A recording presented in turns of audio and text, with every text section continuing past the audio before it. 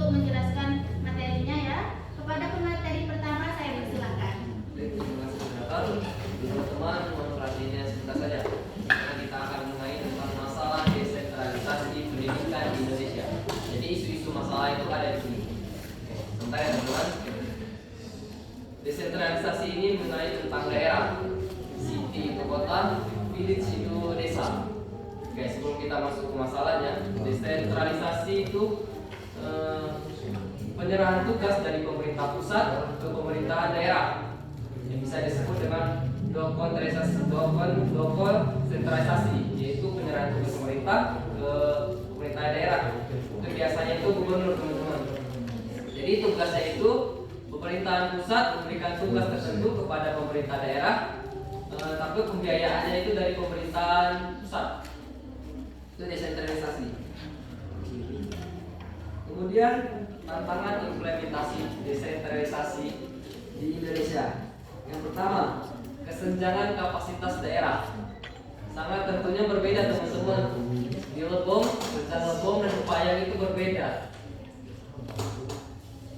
Tentu berbeda tentang kapasitas pendidikannya. Di Lebong mungkin belum ada namanya pembelajaran mengenai fokus. Di Rejang Lebong sudah ada. Mungkin bisa jadi. Itu kan perbedaan kapasitas daerah.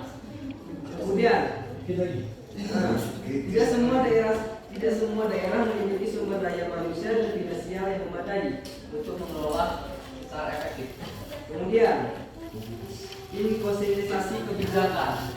Inkonsistensi ini perbedaan pendapat. Jadi contohnya pemerintah pusat menyukai apel, pemerintah daerah itu tidak menyukai apel. Nah, ini yang menjadi faktor utama. Adapun pemerintah daerah itu menyukai apel, kemudian suatu hari dia tidak menyukai apel. Jadi pelan-pelan, teman-teman, konsentrasi ini.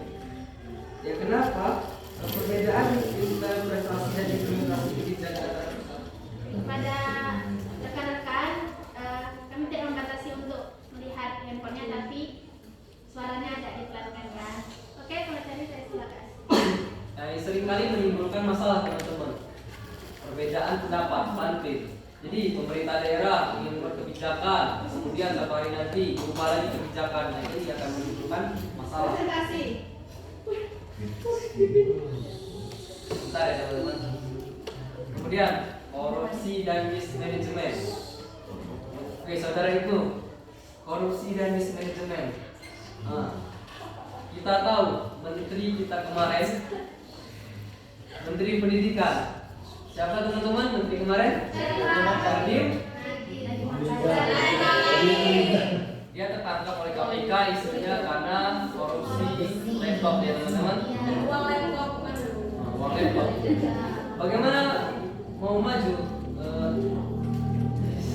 era pendidikan, sedangkan di pendidikan saja kita dikorupsi. MBG, makan gizi gratis, anak-anak banyak keracunan, kapasitas makanan yang berbeda, banyak dikasih ayam-ayam geprek katanya, dikasih tahu kecil sekali, itu kan burger ya, itu kan berbeda sekali teman-teman korupsinya. Bagaimana kita mau maju sedangkan korupsi aja merajalela kan? Kurangnya partisipasi masyarakat. Jadi ya sadar. Jadi di luar negeri saja teman-teman, kita ambil contoh di Amerika itu ada namanya rapat komite orang tua. Jadi orang tua itu diadakan rapat oleh guru atau kepala sekolah, diajak membangun sebuah gedung. Itu kembali lagi untuk siswanya sendiri. Tapi di sini kan jarang sekali kan teman-teman untuk melakukan rapat komite orang tua. Malah seringkali tidak dilakukan oleh kepala sekolah. Makanya partisipasi orang tua itu sangat dibutuhkan untuk membangun era pendidikan. Kalau kita ingin meminta bantuan dari pemerintah juga itu lama sekali, teman-teman.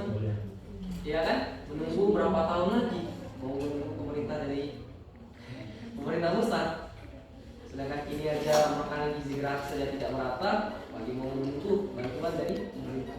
Sekian ya teman-teman. Saya kembalikan kepada moderator. Baik, terima kasih saudara Fajri.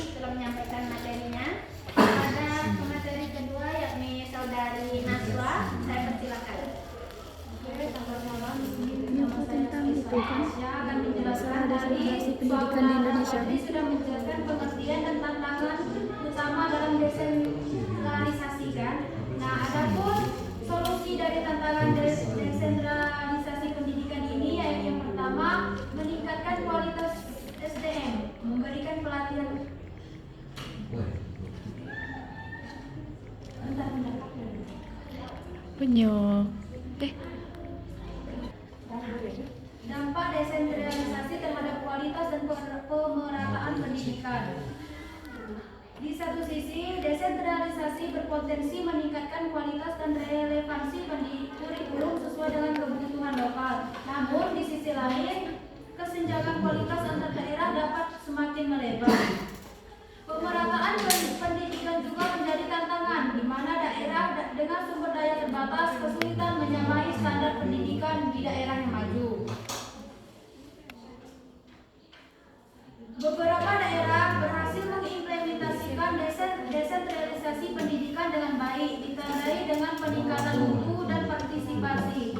Mereka biasanya memiliki kepemimpinan yang kuat, alokasi anggaran yang transparan, dan program pelatihan guru yang berkelanjutan. Maksudnya di suatu tempat itu tidak terjadinya korupsi, penggunaan uang atau yang dikirim dari pusat itu dengan baik.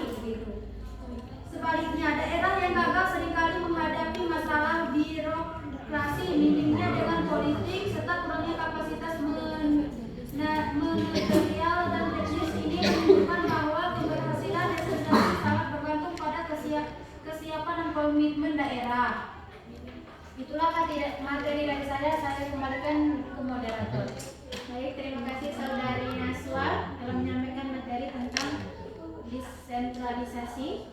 Kepada pemateri ketiga yakni Saudari Neni Susilawati, kepadanya saya persilakan. Baik, terima kasih moderator. Tadi sudah dijelaskan oleh teman saya mengenai studi kasus daerah yang berhasil dan gagal. Selanjutnya saya akan menambahkan sedikit, yaitu merekomendasi kebijakan dan langkahnya ke depan. Nah, baik teman-teman sekalian, yang pertama yaitu ada penguatan kapasitas daerah. Nah, di mana maksudnya di sini? Nah, guru itu diberikan, bukan guru saja teman-teman, kepala sekolah, pengawas, nah itu diberi pelatihan. Nah, seperti ada workshop guru di daerah terpencil supaya metode pengajaran lebih kreatif. Nah, selanjutnya kedua yaitu harmonisasi kebijakan pusat daerah. Nah, di mana kebijakan daerah tetap selaras dengan aturan pusat. Nah, contohnya seperti ini teman-teman. Nah, kurikulum kita ini kan sering berubah ya. Nah, kurikulum boleh berkembang sesuai daerah, tetapi standar ujian nasionalnya itu harus tetap sama. Selanjutnya yang ketiga ada peningkatan pengawasan dan evaluasi.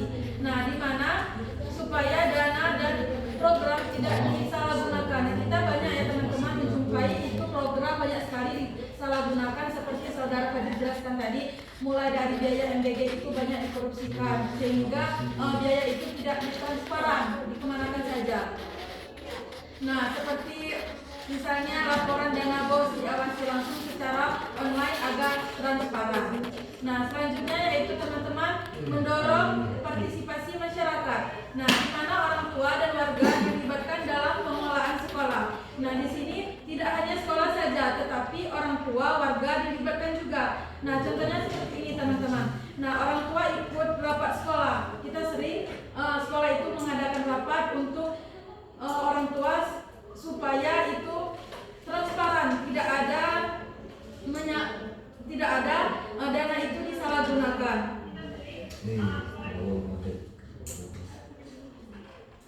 Nah, sekian materi dari saya kembalikan kepada moderator.